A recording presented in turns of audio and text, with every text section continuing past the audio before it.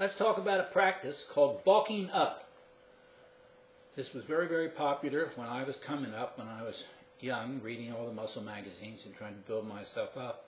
The idea was that you bulked up, theoretically, in the off-season if you were a bodybuilder competing in contests. And that you would then reduce, you'd add muscle, you'd add fat, and then you'd reduce yourself after you were done the bulking up phase, and a lot of the muscle that you added would stay and the fat would go. Now, I've already discussed this to some degree. There is a relationship between the amount of lean body mass you have, and that is not just muscle, but it's bones, organs, everything. There's a relationship between that and your body fat content. And generally, whenever you lose or gain weight, the changes in your body go along a line, a continuum, that's consistent with the relationship between the lean and the adipose tissue. Now, you can circumvent this to some degree. You can add more muscle or maintain more muscle if you go low carb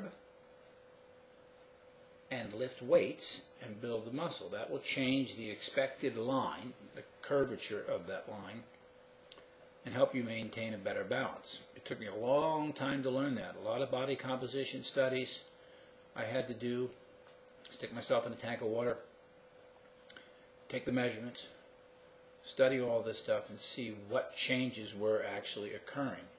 And they were fairly consistent, and they were tied to the type of training I was doing and tied to the type of diet that I followed. The worst diet, of course, was the one that I was became convinced back in the 60s and 70s, that was the ideal diet, which was the diet with complex carbohydrates in it. There's no difference between complex carbohydrates and simple carbohydrates. They all end up, all the carbohydrates end up as glucose. Now, if it's fruit, it ends up as fructose. And these are very fattening foods, so you have to be careful when you ingest these things, because people say there's good carbs and bad carbs. There is no such thing. All carbs, if you eat too much of them, are bad. There's no way around that. They're going to dictate biochemical changes in your body that set you up to become fatter and have less muscle. So the bulking up phase is eating all these additional calories. I saw one commenter said he's eating 6,000 calories a day. This is like poison.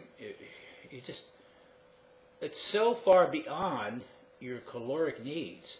Even if you were a logger or a mountain man, it's way beyond your general caloric needs. You're just going to convert most of this stuff to fat. And then, depending on the composition of your diet, carbs or fat, it's just going to be a mess. And you'll be fighting to get this stuff off, so you'll bulk up and add all this junk to your body, and then you have to get it all off and start over again. So don't bulk up. Don't bulk up. To build muscle, you've got to match the calories that you're burning. You don't need extra calories to build muscle. The amount of calories that are part of your muscle, the new muscle that you build, are what you need to eat. Not additional calories, not beyond. That's not going to do anything for you. So be careful with all this nonsense that you see and read and hear, because it's just going to become a big impediment to your success. I'm Dr. Greg Ellis.